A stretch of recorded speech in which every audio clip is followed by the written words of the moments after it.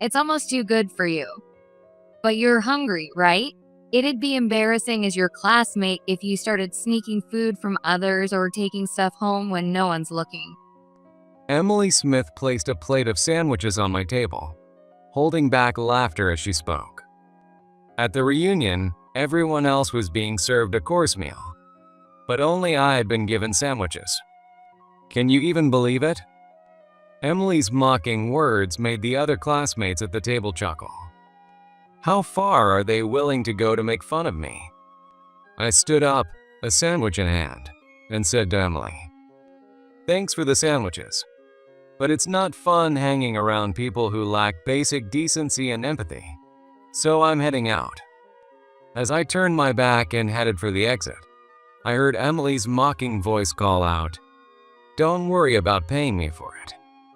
Even though I'd paid the same event and meal fee as everyone else, I couldn't even get the course meal and had to settle for the sandwiches. They'd put me through this humiliation. Someone like her deserves a fitting punishment.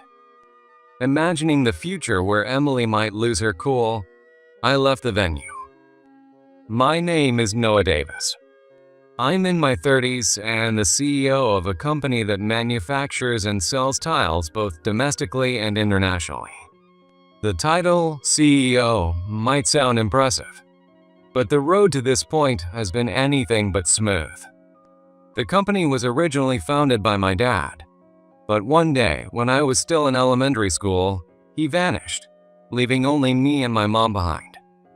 It took me quite a while as a kid to piece together the situation, but the gist was that my dad couldn't handle the massive debts he'd accumulated, so he disappeared, leaving us to deal with it.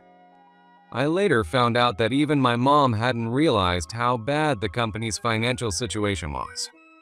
She never thought it would come to this. I still vividly remember the day before my dad disappeared. Study hard and do your best in what you can. If you give it your all, someone will always notice," he said, patting me on the shoulder. He'd never talked about studying or the importance of effort before, so his words and expression left a lasting impression on me. He was talking to me, but his eyes were fixed on a painting titled "My Future" hanging on the wall. It was a picture I'd drawn in art class at school, showing our family of 3 standing in front of the house I'd dreamed of living in someday. The day my dad disappeared, that painting vanished from the wall. He must be taking it with him. I've always wondered why he took that picture, even though I didn't think it was particularly well drawn. But there's no way to ask him now. After overcoming those mysteries and hardships, I've managed to become a CEO. Only a few people in my neighborhood know the full story behind it.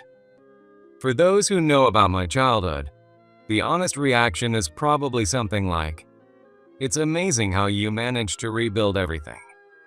Nearly 10 years had passed since I turned my dad's company around, when one day I found a postcard in the mailbox. Printed on it was the name of my old middle school, which brought back memories. It was an invitation to a reunion. After a bit of deliberation, I checked the box to RSVP and sent it back. The hesitation came from unpleasant memories of my middle school days surfacing in my mind. Ever since my dad disappeared, my mom and I had been living each day in pure survival mode. Although the factory and its land weren't sold off due to the machinery being surprisingly valuable, we were left with an idle factory and empty land that served no purpose, while our home had been completely stripped away. My mom, who had been a homemaker, started juggling several jobs to scrape by on meager wages. But even my honest and hardworking mom couldn't handle the crushing difficulty of our lives and eventually slept. One day, she shoplifted from a neighborhood store.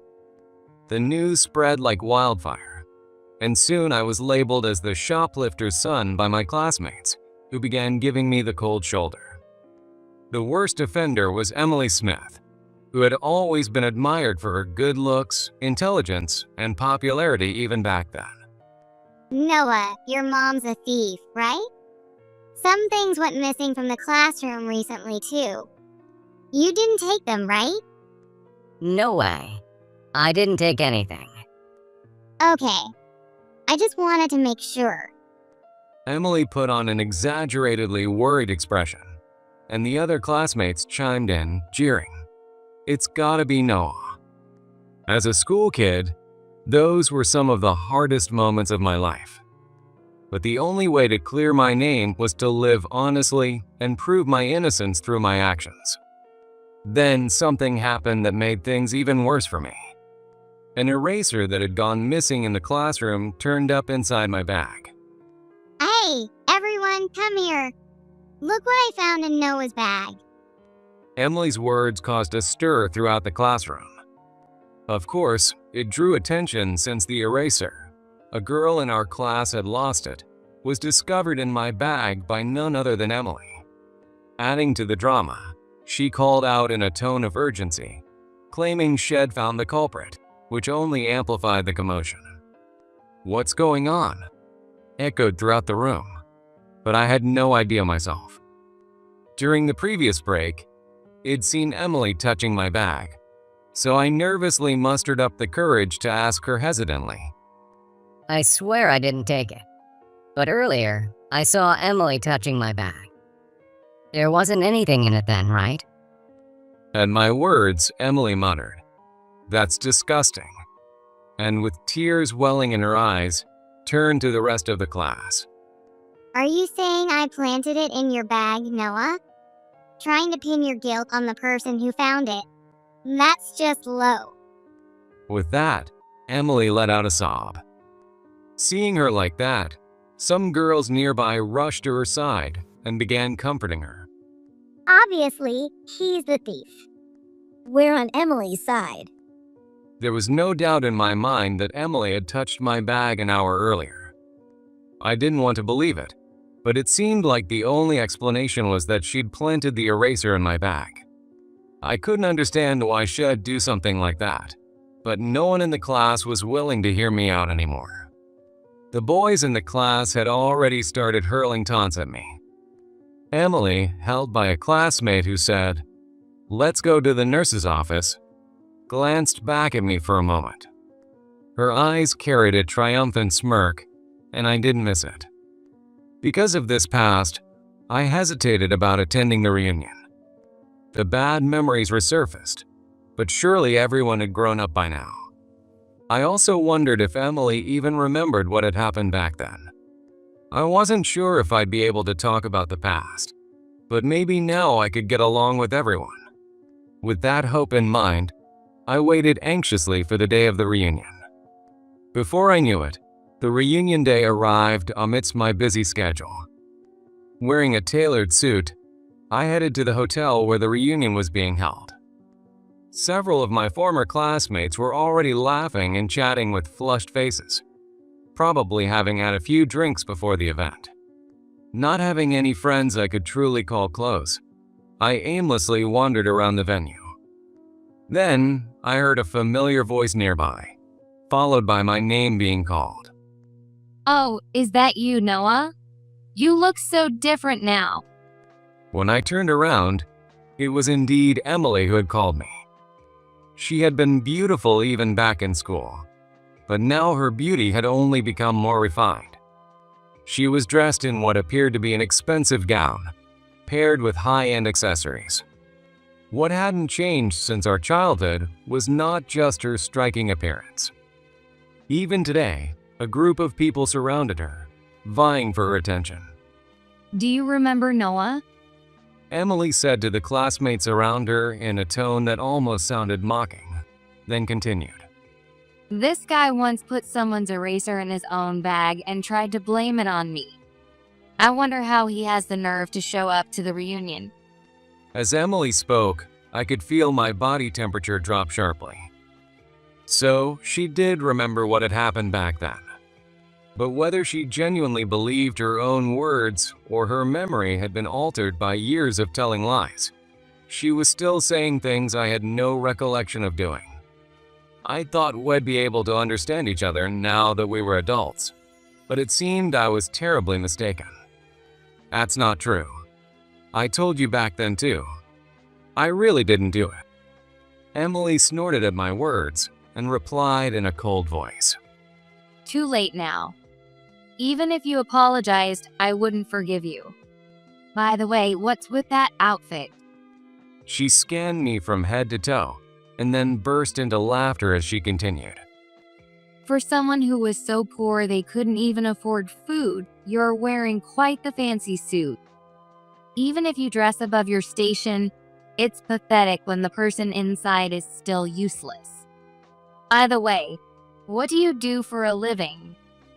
As she looked at me with a mocking expression, I hesitated on how to answer. Even if I told her I was a CEO, she'd probably just say my company would go bankrupt soon and use it as another opportunity to insult me.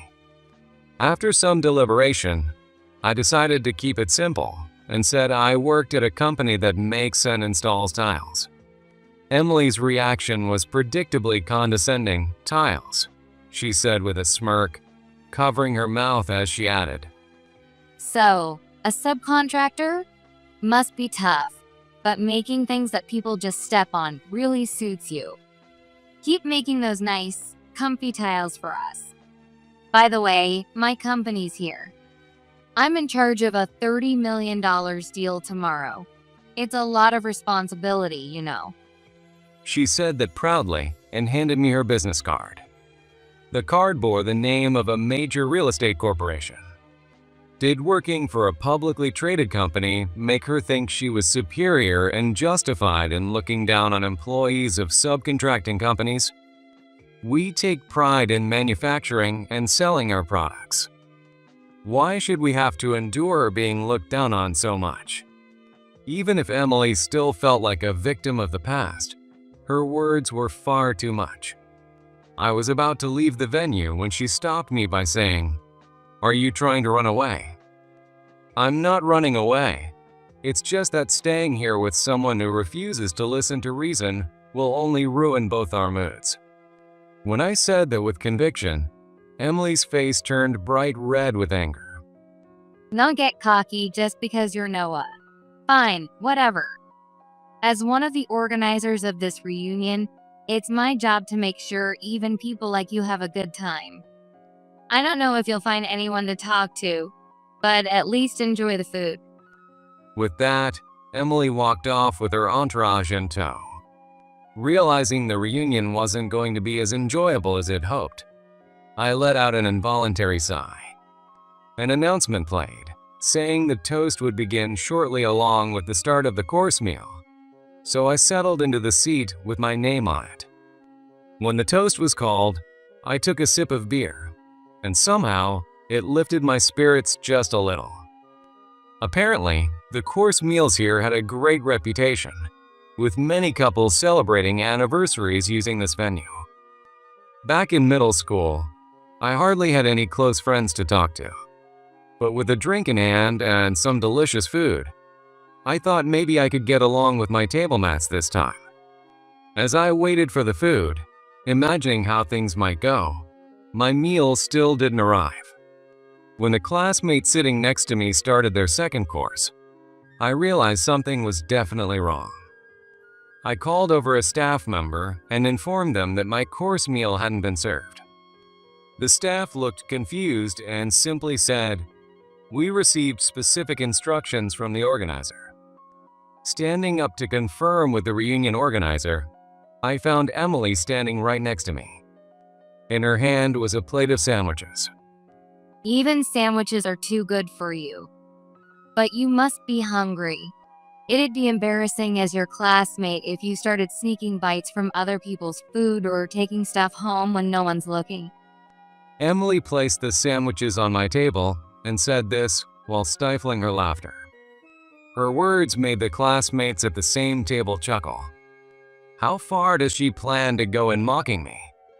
I stood up with the sandwiches in hand and said to Emily, "Thanks for this, but it's not fun to hang out with someone who lacks consideration and empathy for others, so I'm leaving." Turning my back and heading for the exit, I heard Emily's mocking voice call out, "Don't worry about paying me back for it. Even though I paid the same venue and meal fees as everyone else, I was stuck with sandwiches instead of the course meal. She had humiliated me like this. Someone like her deserves an appropriate punishment. Imagining a future where Emily loses her composure, I left the venue. The next day at work, I received a report from the office staff. A senior employee who was supposed to attend an important business meeting today had fallen ill and couldn't come to work. If the contract were finalized, it would result in a significant deal. I had wanted to entrust this important meeting to the senior employee, but health issues couldn't be helped. I wanted to find someone else to fill in, but all the employees were swamped with their own work, making it hard to rearrange schedules quickly. Got it. I'll attend the meeting myself, so let them know not to worry and to take the time to recover. With that, I immediately started preparing for the meeting. Once I had everything ready for the afternoon meeting, I took some gifts and headed to the meeting location. The meeting was being held in a room at a major publicly traded real estate company. This was a crucial discussion to determine whether the tiles we manufacture would be used in their upcoming designer condominiums. Whatever the outcome, our company has a policy of only taking on projects that we find worthwhile. If a deal isn't satisfactory, we don't take it. That's the stance we maintain because short-term transactions never lead to lasting success. And as a company, it's essential to handle projects that motivate both me and my employees. When I entered the meeting room, the employees on the other side, who had been waiting, all stood up at once. I'm sorry our assigned employee couldn't make it due to illness today, so I'm here in his place. I hope we can have a productive discussion today. Thank you for your understanding. One of the men standing at the edge of the line stepped forward to greet me. His name tag read Sean Carter, and with a gentle expression, he said, "Not at all. We appreciate you, as the CEO, taking the time to meet with us personally despite your busy schedule. Thank you." As I handed out my business card to everyone, one employee stared at the card in complete shock, standing frozen in place. That was, without a doubt, Emily Smith. It's been a while. Thank you for everything you've done. One of Emily's company executives glanced between her and me, whispering quietly. Sean, as if speaking on behalf of their thoughts, opened his mouth. "This is surprising. Do you two know each other?" We were classmates in middle school. She treated me well at the reunion yesterday. When I said that, a sense of relief spread among the executives. It seems they're eager to finalize this deal. Knowing that the CEO of the client company is acquainted with one of their employees, they're likely hoping it will help smooth the negotiations. But in truth, my relationship with Emily couldn't be worse. Of course, Emily was well aware of this, yet she could clearly feel the executives' expectations pressing down on her. Her face turned pale, and she began trembling visibly. Why didn't you tell me earlier that you're the CEO of the company we're working with? Would your attitude have changed if you'd known? If that's the case, it only makes me trust your company even less. When I replied coldly, the atmosphere in the room froze instantly. With all eyes now on me, I decided to clarify something important. Our company takes great pride in the tiles we manufacture. Do you see our products as nothing more than things to be stepped on? These are items we've poured our hearts into, like nurturing a child. I won't tolerate them being treated with disrespect. Aside from Emily, no one else seemed to understand what I was talking about. Sean quickly responded, "Not at all," and passionately spoke about how much they valued our tiles and the high expectations they had for them. Hearing his words, I felt reassured and nodded. That's good to hear. Based on what I've heard from one of your employees, I was genuinely concerned that our products wouldn't be treated with care. If that were the case, Even though this $30 million deal is significant for us, I would have had no choice but to terminate the contract. The mention of terminating the contract caused a stir among the executives. Their eyes naturally turned to Emily. It made sense. From the flow of the conversation, Emily was the only one likely to have made such remarks to me. Did one of our employees say something inappropriate? If so, I'd like to know the details. Sean asked with a worried expression. I candidly recounted the events that had transpired. Recently, Emily made remarks that belittled subcontractors and showed disdain for tile manufacturing. I was honestly considering pulling out of the deal because of it. At my words, Emily hastily tried to defend herself. Wait a minute. Did I really say something like that? Our company values subcontractors and they're essential to what we do. I would never say something to demean them. Any of our classmates could back up what I'm saying. But don't worry. I'm not planning to go that far. A bit more composed now, Emily took a deep breath before continuing her excuses. Maybe I said something as a joke in the moment, but come on, cut me some slack as a former classmate. This is business, so let's not bring up anything unrelated from now on, okay? What a ridiculous thing to say. While it's true that bringing too much personal history into business isn't ideal, I value the character and integrity of the people I work with. To be honest, I was still unsure if partnering with Emily's company was the right move. You wouldn't mistreat any of my employees if the deal goes through, right? Like replacing their course meal with a sandwich, for example. Emily probably thought I was making a bad joke. Sean laughed and said, There's no way anyone would actually do something like that. That's just absurd. There is, unfortunately. If a business partner's employee has that kind of character, wouldn't it make you lose all motivation to negotiate? Emily, whose color had just returned to her face, suddenly paled again. The executives glanced at her with a mix of disbelief and concern, as if silently asking, "Did you really do that?" Emily, seemingly cornered, raised her voice and turned the blame on me. Well, he tried to steal a classmate's eraser back in the day. And when he almost got caught, he tried to pin the blame on me. You can't trust someone like that. If anything, we should be the ones refusing to work with him. Hearing such outrageous claims, Sean reprimanded her sharply. Perhaps out of sheer panic, Emily began ranting about how terrible I supposedly was, slinging insults in an attempt to justify herself. Although I felt bad about bringing up the past in front of the executives, I explained what had happened in middle school. I shared how an eraser I'd never touched was found in my bag, and how Emily had smirked at me as she walked away afterward. While it was subjective, the events were true, and the executives sighed, muttering, "That's awful." Don't believe a word he says. Guilty people always claim they didn't do it. Are you talking about yourself?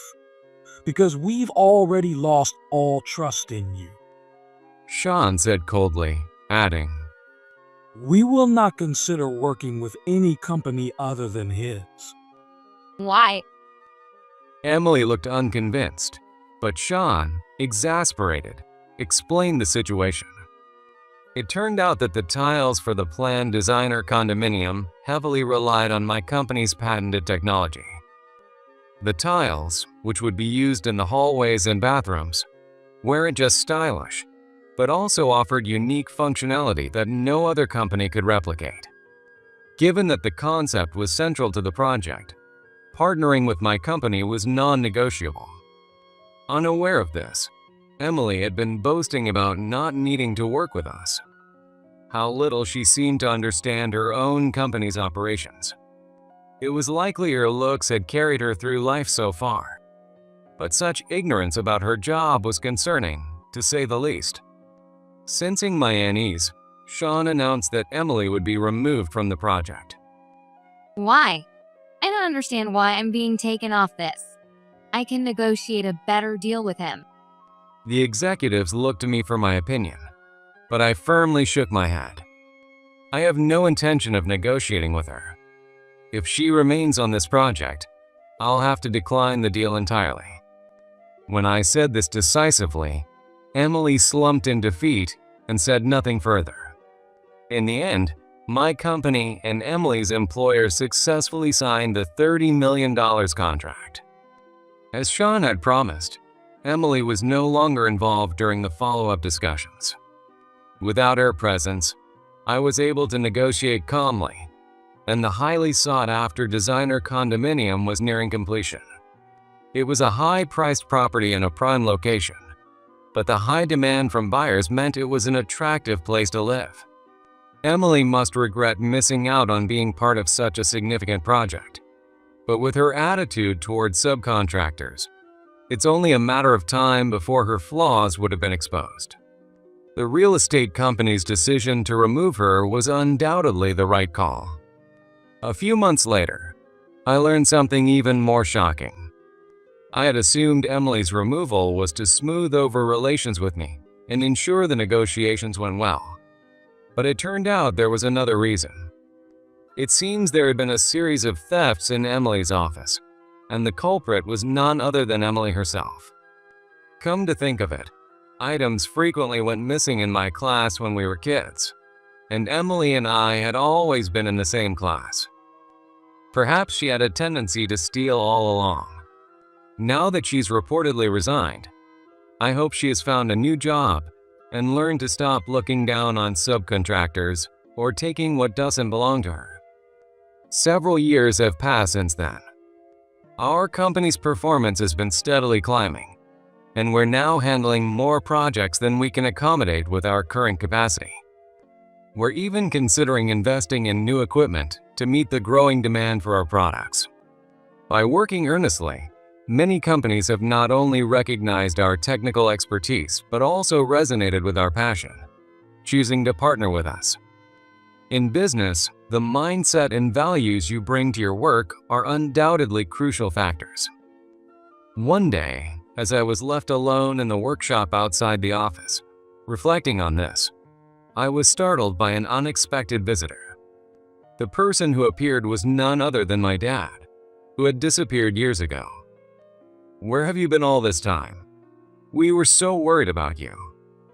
Questions like whether he had contacted my mom or where he had been living flooded my mind, but I couldn't put them into words. My dad stayed silent for a while, but with the gentle smile I remembered from long ago, he spoke softly. You've grown into someone remarkable. See? When you work hard, someone always notices. That's why you've been able to build your company into what it is today. After saying that, he turned to leave. I'm not really in a position to say anything grand. Was he planning to walk away just like that? But unlike when I was a child, I had a feeling I'd see him again somewhere.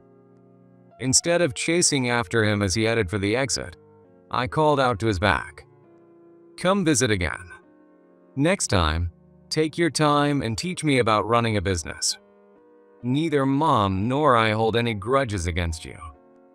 He stopped in his tracks, raised his hand slowly while still facing away. And then, he eventually walked away. I followed him to the exit a little later, but as expected, he was already gone. Will he come back again? As I thought about this, something unfamiliar caught my eye. There was a drawing taped to the wall near the entrance. Seeing the title, "My Future," written on the drawing, I couldn't help but smile. In the picture, 2 adults and a boy were standing in front of a beautiful house, smiling happily together.